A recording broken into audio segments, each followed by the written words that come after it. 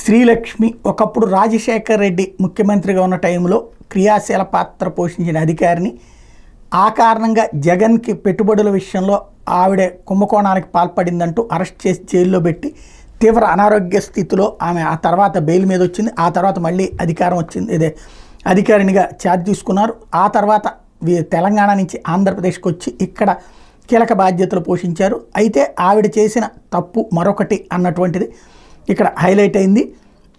ఈనాడు highlight చేసింది. ఆయన ఏమి స్వతంత్ర సమరయోధుడు కాదు, సామాజిక సేవా కార్యక్రమాలు చేసిన గొప్ప సంఘ సేవకుడు అంతకంటే కాదు. రైల్వేలో పనిచేసి ఉద్యోగ విరమణ చేసినటువంటి ఒక ఇంజనీరు.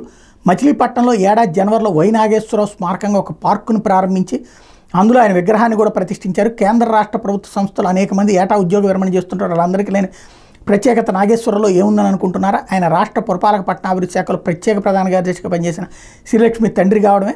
నాగేశ్వరరావు పేరుతో 2.18 కోట్ల ధనంతో అధికారులు నిర్మించిన అందమైన పార్కును ఏడాది జనవరి 24 శ్రీలక్ష్మి ప్రారంభించారు.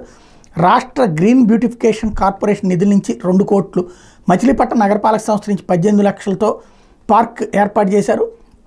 పురపాలక పట్టణాభివృద్ధి శాఖ పరిధిలోని రాష్ట్ర గ్రీన్ బ్యూటిఫికేషన్ సంస్థ ఆధ్వర్యంలో పలు పట్టణాల్లో అమృత్ పథకంలో ఉద్యానాలు నిర్మించారు. ఈ క్రమంలో తన తండ్రి పేరుతో స్వస్థలం మచిలీపట్నంలో పార్క్ ఏర్పాటు చేయించాలని యోచనతో ఉన్న శ్రీలక్ష్మి చెప్పడమే తడవుగా గ్రీన్ బ్యూటిఫికేషన్ సంస్థ అధికారులు రంగంలోకి దిగారు. మచిలీపట్నం నగరపాలక సంస్థ అనుమతితో అమృత్ పథకంలో పార్క్ ఏర్పాటుకు డిజైన్లు తయారు చేయించి శ్రీలక్ష్మి అనుమతితోనే టెండర్లు పిలిచి యుద్ధ ప్రాతిపదికన పనులు పూర్తి చేయించారు. కేంద్ర రాష్ట్ర ప్రభుత్వాలు సంయుక్తంగా అమృత్ పథకంలో పార్కులు, చెరువులు అభివృద్ధి చేస్తున్నాయి. ప్రత్యేకించి పార్కులకు ఆ ప్రాంతంలోని ప్రముఖుల పేర్లు పెడుతున్నారు.